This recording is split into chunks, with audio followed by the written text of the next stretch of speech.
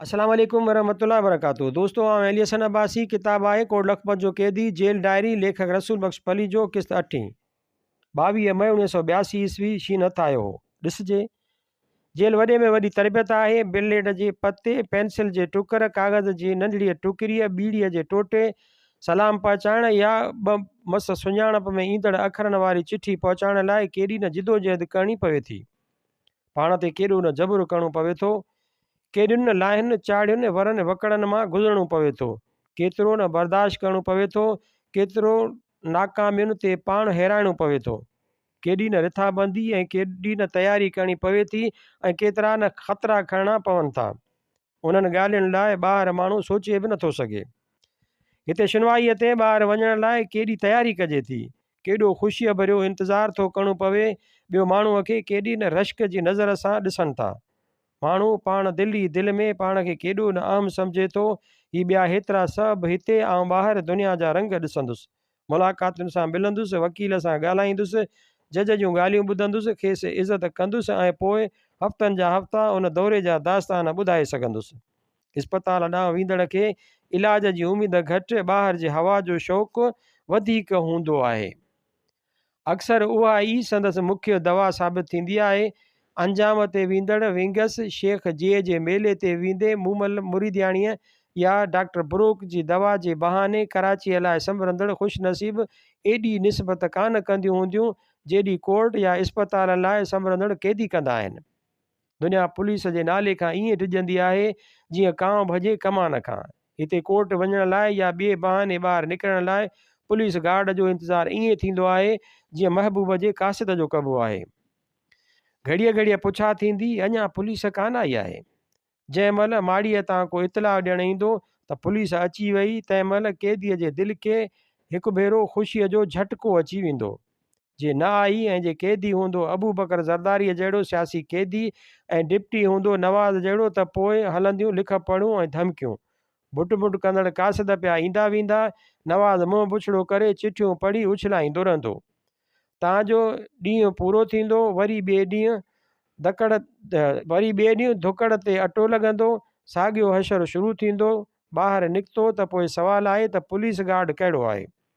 जे आहे कंहिं संवत में त वाह वाह, न त सॼी वाट कुल झेड़ो बोरियत। जीअं ॿाहिरि संभरियल मायूं वीचारियूं पीर पयूं सोरींदियूं आहिनि त जेको वाटी साण हले तंहिंखे गैरत जे मसाले जी चपटी अजाई सरस न पियल हुजे। तीअं हिते बि पीर पिया सोरबा आहिनि त गार्डन में को माणे पोइ ऐं हया हुजे ऐं हथरादी कामोर के कानून जी चपटी घणी न चढ़ियल हुजेनि। अजायो घणो लालची बि न हुजनि, सफ़ा डिॼणा बि न हुजनि। आउं बि गार्ड जो इंतज़ारु पियो करियां, भायां त अचे, कंहिं सबबु अचणु मुलतवी न थिएसि ऐं हुजे बि कंहिं अफ़ाल में। मूंखे बि इस्पताल वञिणो आहे अॼु, पर जहिड़ो नमूनो आहे त गार्ड जे आयो त बि डबल हूंदो। फज़ीलतूं खोड़, बाक़ी ॾींदा चुरण बि कोन। पर जन लॾियो तन घणे ई छॾियो। सही सियासी कैदी ज़हनी तरह हूअं बि 24 कलाक ड्यूटीअ ते ऐं हालत जंग में रहंदो आहे। हर क़िस्म जी अणवणंदड़ ओचितुनि ॻाल्हियुनि लाइ तयारु हूंदो आहे। चङाईअ जी घटि, बुछड़ाईअ जी घणी तवको रखंदो आहे। सो आई त रोज़ी, वई त भला। बकौल सरशार उकेलीअ जे कान पुछा दरवेश रखनि था, के ई अचनि था, के ई वञनि था। हा, बाक़ी को तहसुबी ऐं मेसणी नवाज़ वांगुरु हरू भरू फॾा करे त पोइ उहे घटिताई कान कबी आहे। ईअं ई थियो जीअं थींदो आहे। इस्पताल कोन वठी विया, हालांकि ख़ुदि धड़ियुनि अची चयो त गार्ड घुरायो वियो आहे। हमरा रुली विया। हाणे हथु अचणु छुटो। हफ़्ते ॿिनि जी महिनत मुर्दार थी वई।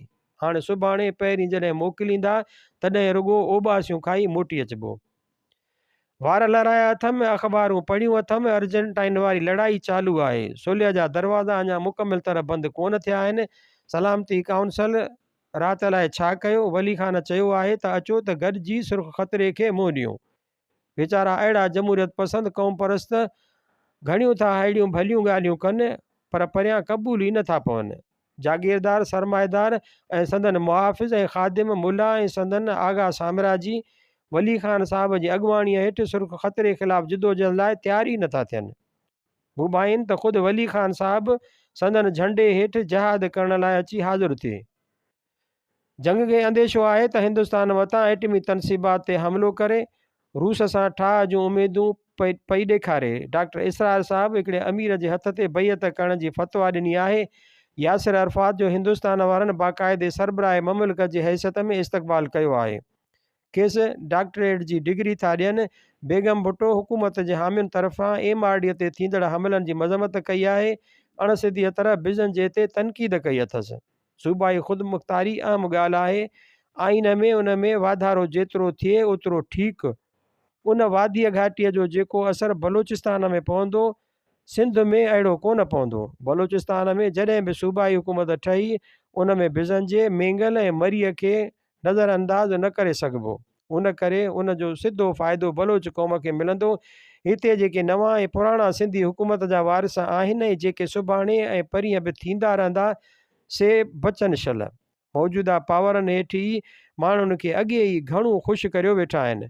उन्हनि खे वधीक पावर मिलंदा त अॻे खां बि वधीक सिंधी माण्हुनि जी जेका ख़िदमत कंदा से सभिनी खे अॻे ई मालूम आहे। असां वटि सूबाई हुकूमत जे पावरनि में वाधारे जी ॻाल्हि मुल्क जा मालिक कनि त उन्हनि जी खणी ताईद बि कजे। बाक़ी मुदई सुस्त गवाह चुस्त हू वन यूनिट जी ताईद लाइ बि तयारु ऐं असीं निचकारो ॿधी बीही रहूं त न हिननि ग़रीब परवरनि जा पावर अञा बि घटि आहिनि। सा ॻाल्हि ठहे नथी। बहरहाल हर ॻाल्हि जे बावजूदि पसे पेश डिघी नज़र रखी उन मुतालिबे जी पुरखुलूस ऐं पुरजोश हिमायत जारी रखणु घुरिजे। बल्कि उन खां वधीक लाइ घुर कजे ऐं उन्हनि लाइ जिदोजहद कजे।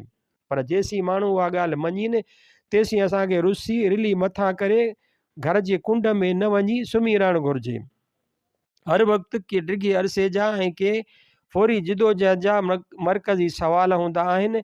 हिन वक़्तु मुख्य सवाल मुल्क में अंधी मंडी जमहूरियत जी बहाली ऐं उन सां गॾु उन खे वाक़ई वसी ऐं गहरो करण जो आहे। उन सां सूबाई ख़ुदमुख़्तारीअ वारी ॻाल्हि मञाइण लाइ क़ुवतूं गॾु थींदियूं ऐं माहौल बि साज़गार थींदो। जेकी घुरिजे तंहिंखे मञाइण लाइ ताक़त बि गॾिजे। रुगो वॾे नारे हणण जी माना वॾी सियासत न आहे। वॾियूं फतहूं रोज़मर्रा जे नंढड़ियुनि नंढड़ियुनि फतहुनि जे गॾु करण खां पोइ हासिलु थींदियूं। हिकिड़ो वॾो नारो हणी पोइ भॼी वञी घर जी कुंड वठी वेही रहणु अकुलमंदी बल्कि संजीदगीअ जी ॻाल्हि कान्हे। उहा ॻाल्हि बि नोट करणु घुरिजे त पाकिस्तान जे हर सूबे जूं मख़सूस हालतूं संदन लीडरनि खे हिकिड़ी मख़सूस सियासी वाट वठण ते आमादा कनि थियूं। उन्हनि सभिनी मुख़्तलिफ़ बल्कि किथे किथे बुनियादी तज़ाद रखंदड़ वाटुनि खे ज़हन में रखी गॾियल वाट वठणु घुरिजे। कंहिं बि हिकिड़े सूबे जे पसंदि जी वाट ॿिए सूबे जे माण्हुनि लाइ मुकमिल तरह इत्मीनान बख़्श थी नथी सघे। सिंधी माण्हुनि खे सभिनी मसइलनि ते पंहिंजनि मख़सूस हालतुनि ऐं ज़रूरतुनि जे ॿियनि सूबनि जे दोस्तनि अॻियां वकालत करणु घुरिजे ऐं कंहिं इत्मीनान बख़्श ठाह ते पहुचणु घुरिजे। मसइलनि हींअर सिंध जी बुनियादी ज़रूरत मुल्कगीर ताक़त और गॾियल जमहूरी जिदोजहद आहे। बिजन जे साहब वारी ॻाल्हि ते या सूबाई ख़ुदमुख़्तारीअ बाबति असां जूं घुरूं मञियो न त जीअं किसो आहे सो जेतिरा ॾींहं हले भले हले। असांजो छा, असीं वञी था घर वेहूं। सा सिंधी माण्हुनि खे डूल में कान वेहंदी। मुंहिंजे ख़्याल में त उहा बलोचिस्तान जे ई फ़ाइदे में कान्हे। पर बहरहाल उहा पाकिस्तान जे ॿियनि टिनि सूबनि जे अवाम जे फ़ाइदे में यकीनन कान्हे। उन्हनि जे सभ खां वॾी ज़रूरत उहा आहे त संदन निड़ीअ तां लत लहे ऐं घुट ॿुसट ख़तमु थिए त जीअं ॿियूं ॻाल्हियूं ऐं मसइला हल करण लाइ जिदोजहद करण जो गस निकिरी पए। हींअर ॿियूं ॻाल्हियूं छॾे चवंदासीं त सभ खां पहिरीं असांजी हीअ ॻाल्हि मञूं त उहा थींदी। म्या राज थो उञ मरे शेर ख़ान थो ॾाढ धोए वारी ॻाल्हि हर ॻाल्हि जो हिकिड़ो वक़्तु हिकिड़ो तरीक़ो ऐं हिकिड़ो गस थींदो आहे। हिक हद ताईं भली दॿा विझी अशराफ हो बि कोन्हनि, भले माणा टाणा कजनि, भले सूंहं कसम वठजनि, पर छे हुन कजे। पछाड़ीअ जो नेठि कंहिं न कंहिं हद ते रुसी फ़िलहाल ॻाल्हि खुटाइजे वरी का सां सती थिए त वरी नए सिजे नई ॻाल्हि यको नखे नव कोट ॾेई न वेही रहिजे। असीं सिंधी अॻे ई उन यकी न वारी ॻाल्हि जा कड़ायल आहियूं ऐं मथो पिया पिटियूं त मथां वरी बलोचिस्तान जे लीडर हज़रात खे बि अची यकी न जो शौक़ु खंयो आहे। चरी कीअं चए वेरा वेर वध, अॻे हुयसि हिकिड़ी हाणे टले थियूंसीं 3, शाम जा 5:30 चकर ॾेई आयो आहियां। अंबनि खे अलाए कहिड़ो मर्ज़ु अची लॻो आहे। हिकिड़ा मींहं में वाच किराया, ॿिया वरी हिन मर्ज़ करे पिया छणनि। चवनि था हिकिड़ो ॾाढो मिठो आहे, पर जहिड़ा अफ़ाल आहिनि तहिड़ो हिकिड़ो सुहिण लाइ बि कोन सरंदो। दरवाज़नि खे कुल्फ मिलण खां पोइ डॉक्टर आयो, चयाईं त सुभाणे सुबुह जो सवेल कुझु बि न खाइजो। 7 बजे टोयोटा जीप SP मोकिलींदो। म्यो अस्पताल में एटॉमिक सेंटर में 8 बजे पहुचणो आहे। इलाज ख़ुदा करे को थिए, बाक़ी हूअं मिड़े ई थियो वञणु। अॼु सोचियुमि त हुकूमतुनि जी बि सीनियरिटी जूनियरिटी थिए थी। इंसान खे अकुलमंद जानवर होमोसेपियंस थिए अटकल 4 लख साल थी विया आहिनि। उन्हनि 4 लखनि सालनि जे अरसे जूं जे 16 पतियूं कजनि 25,000 सालनि जी हिकिड़ी पती, त उन अरसे जूं 15 पतियूं इंसान कंहिं बि हुकूमत खां सवाइ गुज़ारियूं आहिनि। फ़क़ति हिकिड़ीअ पोईं पतीअ जे आख़िर धारे वञी दुनिया ते हुकूमत जो वजूदु क़ाइमु थियो आहे। पहिरीं गच वक़्तु 12 कोहें अलॻि बादशाही हूंदी हुई।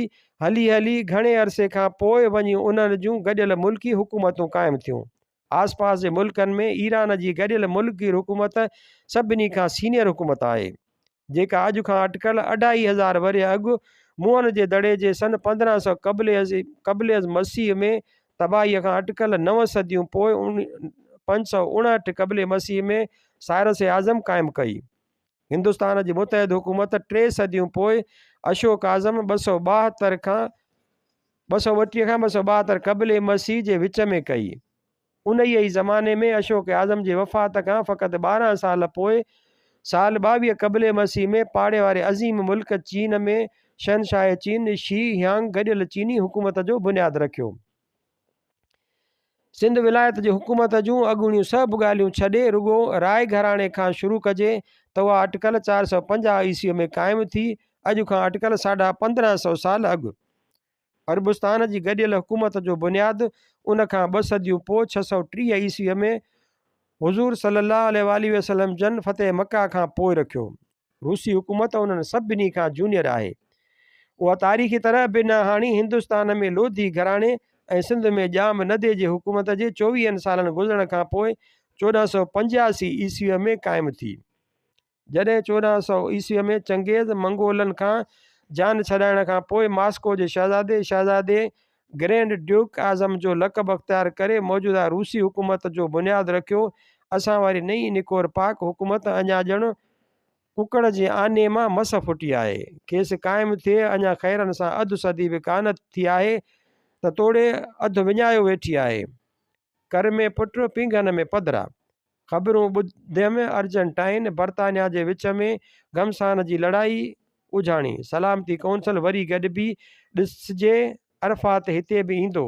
मुल्तान तां घणे ज़माने खां पोइ मस्ताने परवाने खे ॿुधुमि, अॻे ई वणंदड़ कलाम ॿुधायाऊं। ॿिन्हिनि खे सॻोरे रमज़ान ऐं दाल सां गॾु मुल्तान में ॿुधो हुयोसीं, सराइकी कॉन्फ्रेंस जे मौक़े ते। कहिड़ा न यादगार ॾींहं हुआ, केॾो न मज़ो आयो।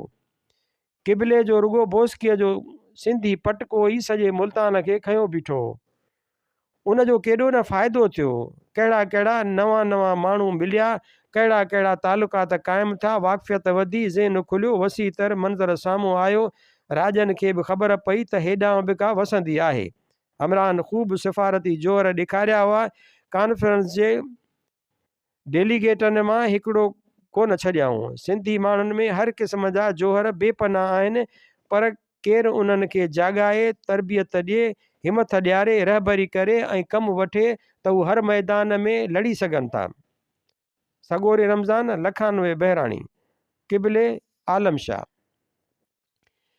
पर खोट सही लीडरशिप जी आहे, सही वाट जी आहे, सही नज़रिए ऐं सही कम ढंग जी आहे। तबियत ख़ुशि करे छॾियाऊं, केॾा न मज़ा थिया। जेकॾहिं आदमशुमारीअ में हिकिड़ो खानो शाइरनि जो रखिजे त पोइ दुनिया में शाइरनि जी आबादी सॼी दुनिया में शायदि पहिरें नंबर यूपीअ में, ॿी कराची, ख़ासि करे लियाकताबाद में ऐं टीं सराइकी इलाइक़े में लभंदी। कॉन्फ्रेंस में अधु जेतिरा त शाइर हुआ। सॼी राति पे हलिया। सोचियां थो त मुंहिंजी वॾी भेण ॾिसे हा त पंहिंजो मशहूरु मारूफ़ तबसरो करे हा त शाबस मुआ एॾी खिगी कीअं था हणनि। हिन चरीअ खे शुराए किराम जे माने मर्तबे ऐं संदन कलाम जी अज़मत जी कहिड़ी ख़बर। वेही वेही आऊं ई बुखार में वठिजी वियुसि ऐं जेसीं उते हुआसीं तेसीं वरी संवत में कोन आयुसि। भावलपुर जे नवाब साहब जे भाउ मामून रशीद जी डिनर में बि मूं झूठा पे खाधा। उते परवानी मस्तानी, डेरा गाज़ी खान जी ख़ुर्शीद बेगम, सुरैया मुल्तानिकर ऐं सभ खां वॾी ॻाल्हि त पठाणे खान ॻायो हो। हा सची, रुबीना बि आई ही, सुरैया ॻायो हो। खड़ी ॾेंदी या सनेड़ी उन्हा लोकां को, अलाह आण वसावे साॾियां झोकां को। चयाऊं त बहावलपुर जी फ़ौज गुज़िरियल जंग में अज़ीम विढ़ण वई त संदन बैंड जी धुन ते उहो कलाम ॻाइबो हो। सुरैया खे मलकाए सराइकीअ जो लक़ब नवाब साहब ॾिनो हो।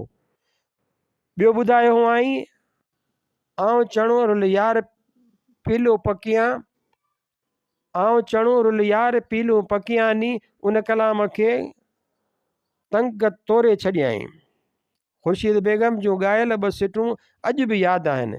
तेॾे खूह ते खड़ियां खूह दासा वत माकूं, असां जग लुटेरी तुसां लुटिया साकूं। असीं सॼे जहान जे दिलुनि ते धाड़ा हणण वारा माण्हू तन खे बि तो हणी लुटे रखियो। ऐं पोइ पठाणे खान ॿुधायो ख्वाजा फरीद जी अज़ीम तरीन तख़लीक़।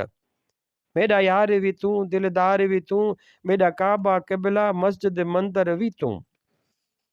उहो कलाम पठाणे खान ते ख़तमु आहे ऐं पोइ आया हुआ डेंडड़ा हज़रात पंहिंजी दस्तूरी ड्यूटीअ ते। असां खां इंटरव्यू घुरियाऊं, आया मिठ मिठ मिसणा मिसणा, हिननि जी ॻाल्हियुनि जो डंगियल पाणी बि न घुरे। जे ॻाल्हियुनि गंगा टिया तन बुठनि पासे बुठियूं छा। जे ॻाल्हियुनि गंगा टिया तन बुठनि पासे बुठियूं छा। जेकी बि उते जा माण्हू असांखे सिंध लाइ कुर्ब रखंदड़ मिलिया, जन बि असांखे सिंधी माण्हुनि जे करे जज जी इज़त ॾिनी, तन जे नाले बि हिस्ट्री शीट खोले वेठा। ही चोर, ही फलाणे जो एजेंट, ही रुजत परस्त, ही सॼी रुजत परस्त साज़िश आहे। सॼी ॻाल्हि ॿुधी असां चइनि अव्हां जी वॾी वॾी महिरबानी ऐं अव्हां जा यार असांखे रोज़ु मिलंदा आहिनि। पाण हिक ॿिए खे चङीअ तरह सुञाणियो वेठा आहियूं। ख़ुदा सभु चङी कंदो। आख़िरी तीर उहो हलायूं त हीअ तहरीक असीं उन लाइ पिया हलायूं त अवां सिंधियुनि खां अधु सिंध जा ज़िला वठूं। बसि पोइ त आउं शुरू थी वियुसि। हाणे सोचियां थो त अहिड़नि माण्हुनि जे इश्तिहाल अंगेज़नि खे एॾी अहमियत ॾियणु मुंहिंजी केॾी न कचाई हुई। घटि में घटि असांजी उन्हनि सां हलत बि न सिधी सादी हुई, जेका अहिड़नि मामलनि लाइ मौज़ून न आहे। आम माण्हुनि में केॾो न प्यारु, केॾी न पंहिंजाई हुई। ठीकु आहे के मेसणा बि हूंदा, रुगो ज़ुबान जा मिठा बि हूंदा, पर सभु अहिड़ा थी नथा सघनि। असांखे ईअं लॻो ॼण असीं पंहिंजे घर जे बि कनि निहायत प्यारनि माण्हुनि सां सालनि जे विछोड़े खां पोइ मिलिया आहियूं। हा सची यादि आयो, राति जो पहुतासूं देरि सां। होटल मिले न, हणी हणी नेठि आदीअ जो हिकिड़े होटल में कमिरो मिलियो। मानी चए ख़तमु थी वई। चौकीदार खे सॼे मिंथ करे पैसा ॾेई मोकिलियोसूं त सॼे शहर मां जितां बि को मानीअ टुकुर हथु अचे वठी अचु। असां में चुरण जी पहुच कान्हे। घणी घणी देरि खां पोइ मानी खणी आयो। मानी खाई हिसाबु घुरियोसूं त सभु पैसा कढी खणी असांजे अॻियां रखियाईं। चयोसीं बिल घणो थियो, उहो ॾेई ॿिया पैसा मोटाए अचु। चयईं साईं सॼे शहर मां का बि मानी खाइण जहिड़ी कान मिली। चयमि अवी सिंध जा महिमान आहियो, बुखिया कीअं सुम्हंदा, सो वञी घर में जेकी थी सघियो कराए खणी आयो आहियां। असां असुल हीला करे बीह रहियासीं, पैसा कोन वरिताईं। चए साईं शाबस अथव, घर जे टुकर जा पैसा वठिबा, चौकीदार आहियां तंहिं करे, जंहिं वटि रहायाऊं तंहिंजे कुर्बनि जी कहिड़ी ॻाल्हि कजे। अक्सर सोचींदो आहियां त काश सिंधी माण्हू घर जे कुंड में बूथ सुॼाए लिकी वियण बदिरां सॼी दुनिया जे 6 कुंडुनि में पखिड़िजी पवनि ऐं नवां इल्म, नवां अकुल, नयूं ताक़तूं, नवां दोस्त ऐं नयूं नज़रूं हासिल करे सदियुनि जी ग़ुलामीअ जे असरनि खे तारीख़ी लहज़नि में ख़तमु करे रखनि। वयूं पब पए खीरूं खाहोड़ियनि जूं, आऊं तन ॾोथियुनि जो पुछां पेर पही, रुञनि राति रही डूंगर जनी डोरिया छा। ठटे रोहिड़ीअ हालनि जे शहरनि जी अज़मत, सिमंग चारण जाम निदे मखदूम हाशिम गरोड़ी शरीफ़ होशू हेमू लतीफ़ ख़लीफ़े नबी बख़्श ससुई मारवी ऐं तारीख़ मौसूमीअ जी ॻाल्हियुनि सां गॾोगॾु दुनिया जी तारीख़ कालिदास चीनी अंग्रेज़ी रूमी यूनानी अदब तारीख़ ऐं साइंस न्यूटन आइंस्टाइन बुअली सीना मंगोल फेडरिक आज़म हैनिबाल सेंजो होमर शेक्सपियर हार्टबेकन हैगल इल्म कायनात इल्मुल अर्ज़ इल्म समाज इल्मुल इनकलाब ख़िलाई सफ़र अदब तारीख़ जंग आलमुल मुस्तक़बिल फ्यूचरोलॉजी आईंदे बाबति साइंसी अंदाज़ा लॻाइण जहिड़ियूं ॻाल्हियूं बि पढ़नि ऐं उन्हनि ते सोचीनि मकानी ऐं सिंधी ज़हन बि रखनि ऐं आलमी तारीख़ी शऊर बि रखनि। वही मंझंदि वॻ खथूरीअ ॾार चरे वही मंझे वॻ खथूरीअ ॾार चरे माउ मुंहिंजी करई पधर पग मां लॻ जग सी जहिड़ो जग हीअं सीअं हुत चरे। शाह ॾोरे ॾोरे ॾे माउ खाहोड़ी आया मयनि पेरे के को ॼाणा कंहिं पार जी। शाह कमज़ोरनि खे पंहिंजी कमज़ोरियुनि जी तलाफ़ी करण लाइ हिकिड़ो ई रस्तो आहे त हू पंहिंजी कमज़ोरियुनि खे घटाइण सां गॾु पाण में अहिड़ा नवां गुण पैदा कनि जो उन्हनि जी मदद सां पंहिंजी कमतरीअ खे बरतरीअ में बदिलाए नेठि बराबरी हासिलु कनि। पंजनि पेपरनि में खयल घटि मार्कुनि जी तलाफ़ीअ लाइ जॾहिं बाक़ी पंजनि कमनि में सभिनी खे मारिबो तॾहिं वञी घोड़े जा कन बराबरि थींदा।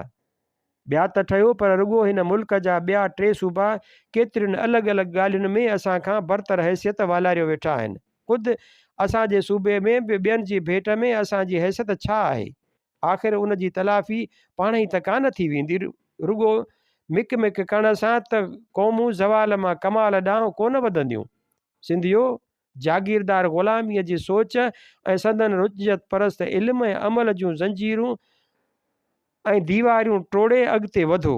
बकौल कंहिं ॾाहे जे तव्हां विञाए विञाए वधि में वधि उहे ज़ंजीरूं विञाईंदा। खटण लाइ सॼो जहान अॻियां पियो अथव।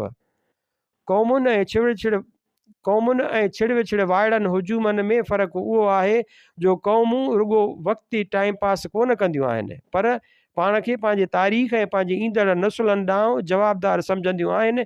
उन सिलसिले में सरोजनी देवीअ जी हीअ बंगाली नज़म पढ़ी ॾाढो मुतासिर थियुसि। सुम्ही रहो मुंहिंजा ॿारो सुबुह ताईं सलामतीअ सां सुता पिया हुजो छो त असांजो जाॻो डिघो आहे जेतिरी देरि अमीं सुता पिया हूंदा असीं ॿनी पोखींदासीं असीं ख़्वाब पिया पोखियूं उमीदुनि ॾुखनि ऐं ॻोढ़नि सां भरियल ख़्वाब पिया पोखियूं त जीअं अमीं जॾहिं जाॻो तॾहिं उथी फ़सुलु लुणी सघो। ॿारो पिर फुटी आहे राति गुज़री वई आहे असांजा पोरिया पूरा थिया असां जूं ॿनियूं सरसब्ज़ थी वियूं आहिनि असांजा हथ कमज़ोर ऐं हॾ हीणा हुआ पर असां ॿाट हूंदा ही राति में तव्हांजे ईंदड़ शान शौक़त जा ख़्वाब ॾिठा तव्हांजे ॿिजनि खे ॻोढ़नि जो रेज ॾिनोसूं असांजो उजाॻो ख़तमु थी वियो जाॻो ॿारो असां तव्हां लाइ ख़्वाबनि जो जेको फ़सुलु पोखियो आहे उन लाइ असांखे शाबास ॾींदव या उन ते अफ़सोस कंदव असांखे ॾोही ठहिराईंदव या असांखे माफ़ करे छॾींदव। ॾाहो कार्ल मार्क्स।